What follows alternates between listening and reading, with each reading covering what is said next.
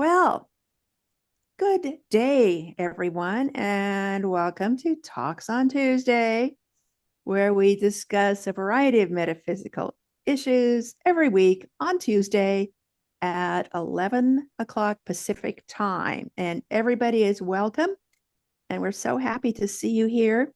Please, if you do watch us on our YouTube channel, remember to like and share because that increases the likelihood that other people will come across us and join us, which would be fabulous. Today, I thought I'm still kind of in a kerfuffle over what's been happening lately, and where I had been, I'm doing better now. Um, and Even though I'm at a friend's house where I am kind of house sitting for a 7-year-old and 4 dogs, one of whom had diarrhea this morning, I'm still able to maintain a degree of serenity, a degree. I'm not going to say it's a lot of degrees, but it's some. Anyway, so today I'm going to talk first about A Course in Miracles and invite you guys to join in when I'm through with my PowerPoint. But you've probably all heard of it, A Course in Miracles, and a lot of people see similarities between the philosophy and that of a number of spiritual approaches, even reconnective healing that uses the same vocabulary of separation, the power of love, that fear is the opposite of love, that sort of thing. So I'm going to start sharing my screen, and I'm kind of clunky at this, so bear with me. And let's see. Can you guys see that window? Yep. The Course in Miracles? Okay. I am going to see if I know how to start the slideshow. Okay. The title of this fancy PowerPoint is Dealing with Today, A Course in Miracles. And the course began at Columbia University College of Physicians and Surgeons, which seems a really kind of odd place for a metaphysical movement to begin. And it's one of the most prestigious, respected schools of medicine in the world. And it began with discord. This was in the early 50s, and there was so much discord and unhappiness in the Department of Psychology that it was tearing it apart. And there were 2 psychologists there, in particular, Helen Schuckman and her colleague Bill Thetford, and they came out of a meeting one day, and Helen said, "There must be another way." And that night, she began having interesting dreams, and then a voice came to her. And the voice said, "This is A Course in Miracles. Please take notes." And she told her colleague Bill about it the next day, and she thought he would just poo it because they were so scientific. And he surprised her by saying, "You should continue with this and see what happens, and I will help you." And if you read A Course in Miracles, and it's online, it's free at acim.org,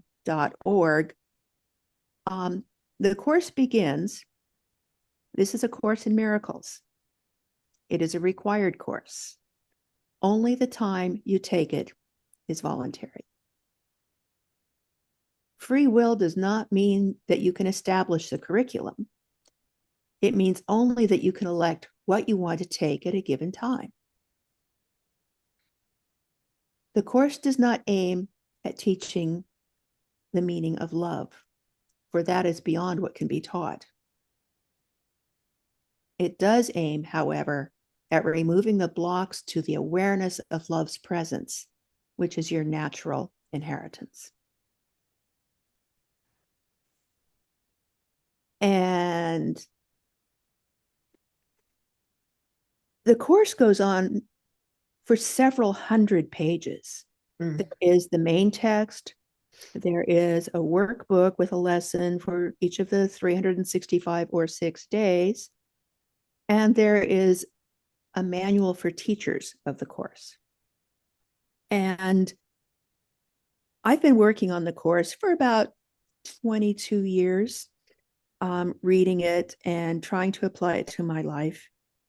But recently, the Circle of Atonement, which is an organization that studies the course, posted a video on YouTube, which I will place in the chat or actually on the YouTube page probably, about how to deal with the times we're in using the principles of the course.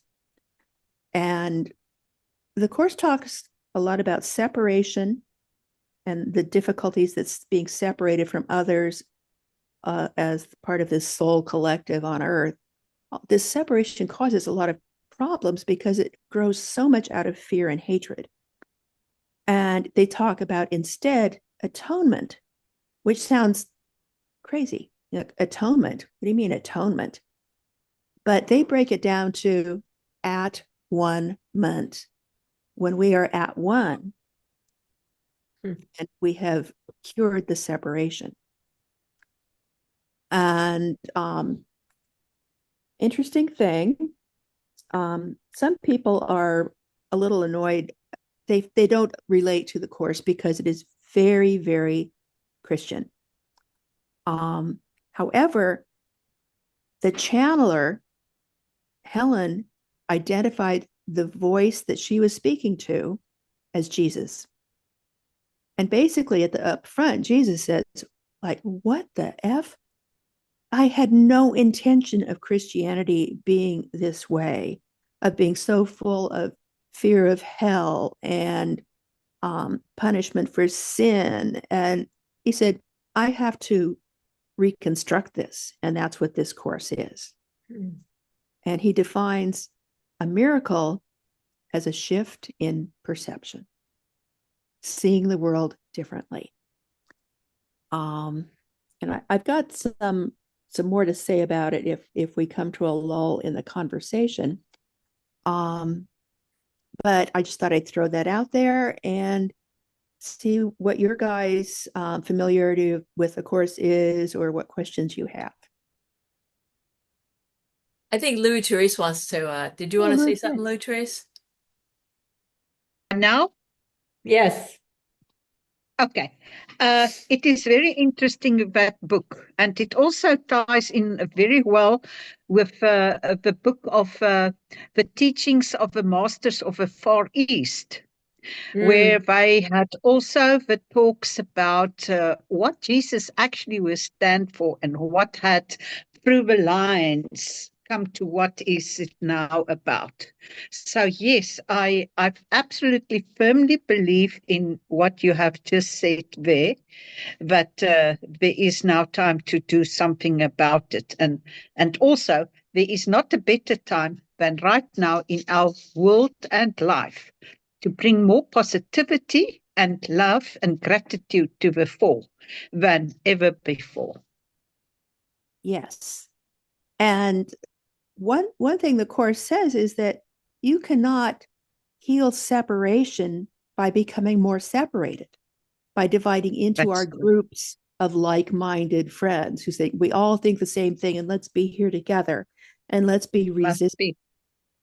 Let's protest. And even though we should be, active in our community and speak our truth, there are ways to go about it which are not divisive.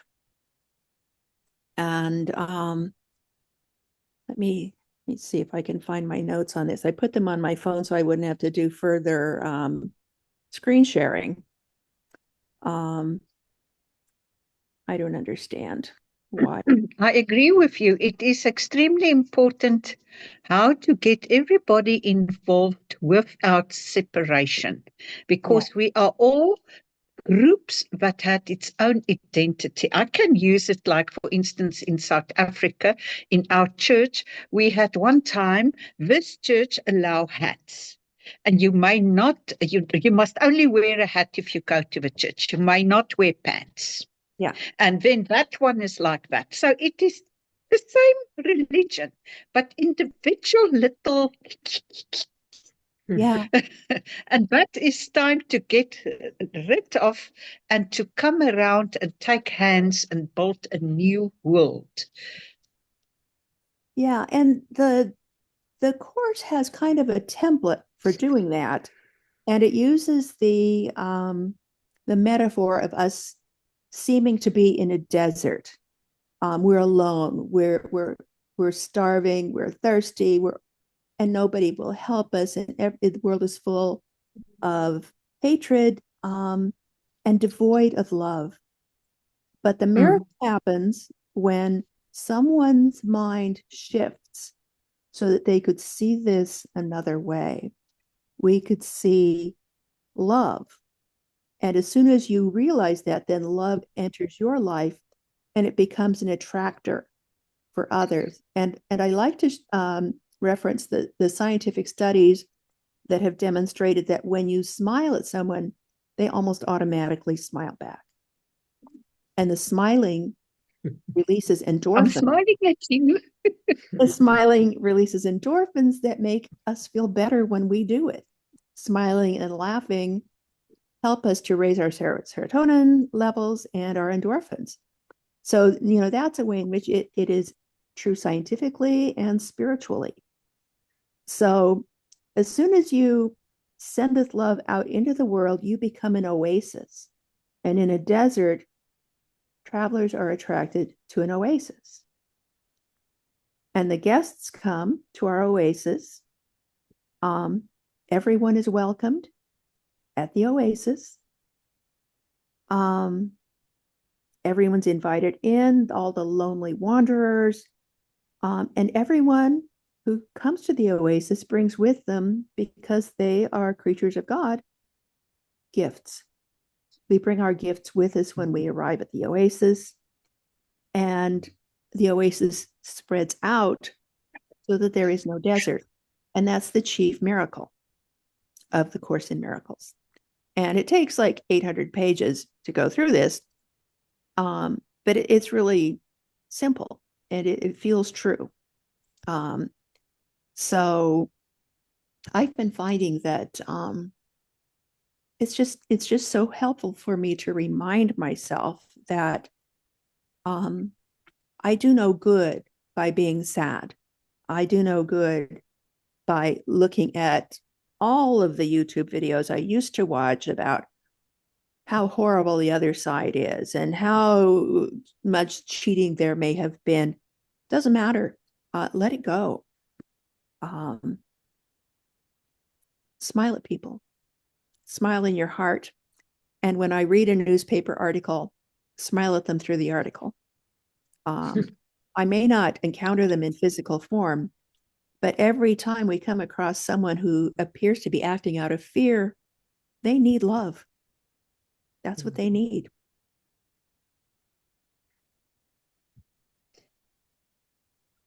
Yeah, Barb. May I say something? Yeah, go ahead.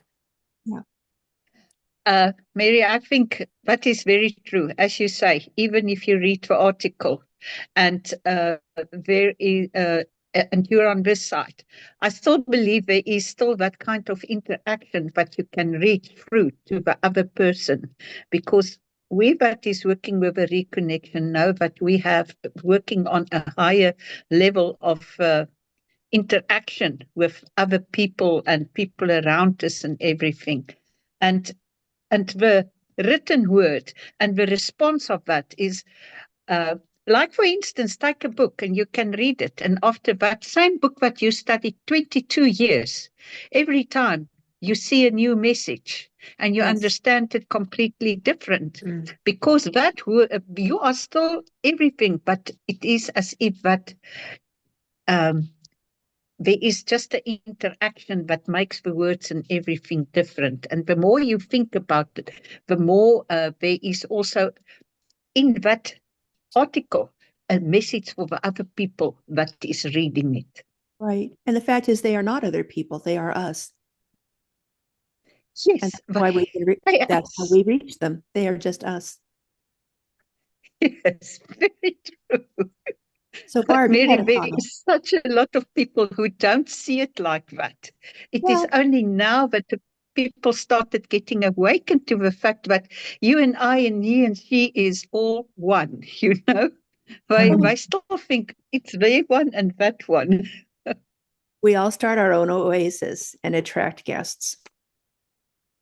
Barb, Yeah, yeah.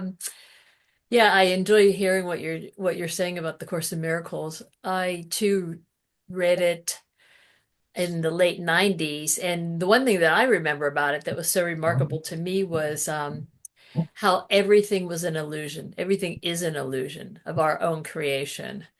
And it kind of it was a new at the time it was kind of a new thought for me, a new perspective, and I really enjoyed that.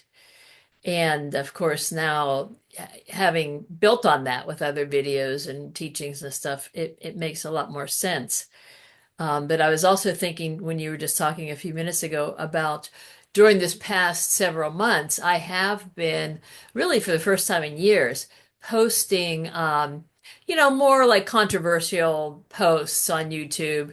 And even though I felt it was important to do that, I also felt I also knew at some level this is separating, this is kind of divisive. So I'm glad that whole thing is over. And I'm glad that we're talking about this today because it really is just a strong reminder of, getting back to the center and what's really important, I think. yeah. Yeah, that's one of the first lessons in the student workbook in the course is nothing I see is real. And the miracle is always I could see love instead of this. I could see love instead of this. Yeah, wake up from the nightmare. This isn't real. Yeah, it certainly Gino, feels better. Gino. Hi. Yeah, I've been aware of the Course in Miracles since the 1980s. I used to attend what at that time was a religious science church with the Reverend Terry Cole Whitaker, who sadly passed away on October 22nd. Just a tremendous teacher of mine and for many thousands in this country. But the Course in Miracles she quoted very often, and she encouraged everyone to take the course. They were offering it there. I read a lot of it. I did take some of the courses, and it's a very valuable piece of literature. And I've noticed with all the other things that I've done in life related to self-realization or whatever you want to call it, much like you have, Mary, that the Course in Miracles, there's a thread of it in all of these things. So, I would encourage anyone to check it out. Outside of that, I will let you know heads up, and when I get it up, I'll let you know. I want to post two videos in the chat while we're all chatting here. And one is, I don't know if you're familiar with Mike Dooley, who is very much, right, law of attraction and all of this. Mm. He's been around me for a long time, and he did a tremendous video that he put on YouTube yesterday that was not divisive in the least, yet it addressed everyone's feelings as a result of that election that just occurred in this country. And he put it very, very well, and it brought to the fore for me kind of what I was assembling to my outlook of it. Just in brief, my outlook of that is that it's a real opportunity for all of us on both sides, so to speak, to really change. And it's going to be a big challenge, and things might get a lot worse. It's possible, but sometimes, just like in life, things get a lot worse before they get better. And we learn from these things and hopefully grow spiritually and in every way. But that's kind of what I assembled. And then Mike Dooley's video came out, and I thought, this man brilliantly said way better than what I just said. The other video is just for fun, and I'll run into it randomly on YouTube now and then. And it's a song called Shiny Happy People by REM. And I ran into it not long ago, and it's so joyful and so cool. And everyone in the video that's dancing and all of this, it's all about being a shiny, happy person, right? And it makes me a little misty-eyed when I watch it because I thought, this is what everybody wants. Well, most people want anyway. And so I thought, yeah, this needs to be shared. So I'm going to put both of those in the chat so you can see them if you wish. Mm. And I'll copy them and put them onto the YouTube site as well. Perfect, perfect. Thank you. Yeah, it reminds me what you're saying of Don't Worry, Be Happy. Right. That's Oh, another yeah, one that I love. for sure. Yeah. Yeah. And I should say, while I'm thinking of it, that the course on its website is available in, I think, 27 languages now. If anyone is interested in reading it in the original. And it's not easy reading. The workbook is much easier than the text itself. It's just very difficult to put a concrete interpretation over these mystical words. But the workbook itself is really good. Yeah, Anka, you say you want the book. Just go to acim.org. I'll put it here in the chat. So Mary, what's the easiest beginner level to engage with it? To do a workbook rather than try to read the text, or? I would read the first couple pages of the text. Those are quite clear, and that's what I quoted from in the PowerPoint. And then go to the link to the workbook, and it's just a lesson that you're meant to meditate on, one each day, and it can be like a short. Jesus instructs you how to meditate. By the way, I think when this was written in the 50s, it wasn't so common how to go about this. The other thing that's bothersome for some people about the course is that since it was written in the 50s, it uses the masculine pronoun all the time, like we used to, like when a man goes about his life instead of when people go about their lives. So you just have to kind of read past that and remember it was 50s. Yeah. Yes. Yes, Louis Tres. Sorry, it looks like I'm hoarding the conversation, Oh, but no. I would just like to share it. I did went to that course at the seminar that Dr. J.J. Hertuck and his wife had presented here in South Africa. And the main message is reaching out, give love, gratitude, and become one. And that it is the most important thing that we had to stand together, because there is a lot of forces that really wanted to we are actually at a war, but they are realizing that there is a lot of people who had started to come awake, realizing, as you say, you and I and me is exactly one person. And but he had encouraged each and every one to reach out and to, like a guidance or whatever, to help those that is still new to that concept of idea, to encourage them and to help them along. Great. And on my bathroom mirror, I have a little post-it note that says, "Wake up, Mary. You've been dreaming." And I see that, many times a day now. And if I walk in there in a negative mood, it was like, okay, nightmare, wake up, Mary. Not true. I hear you. Yes, Gino. Just want to say both of the links are now in chat if you want. Okay, I just copied them. Thank you. Yeah. Yeah, it's interesting Okay. how a lot of the concepts are also found in many of the Eastern Asian philosophies. I don't know if I necessarily want to call them religions, but because I think what we think of as a religion and what they thought of as a philosophy or belief. Yeah. But Or yeah, I mean, I ways- think that pardon? They're paths. Right. Yeah. But yeah, they have many of the same concepts and similar concepts. Well, truth is truth. Yeah, And you will exactly. see it appearing in various ways. And I've been seeing lately a lot more information on the the approaches of the Middle East, the paths, the philosophies, saying that Jesus, during those missing years, went to the East and studied Buddhism and lived there among them. So that's very interesting as well.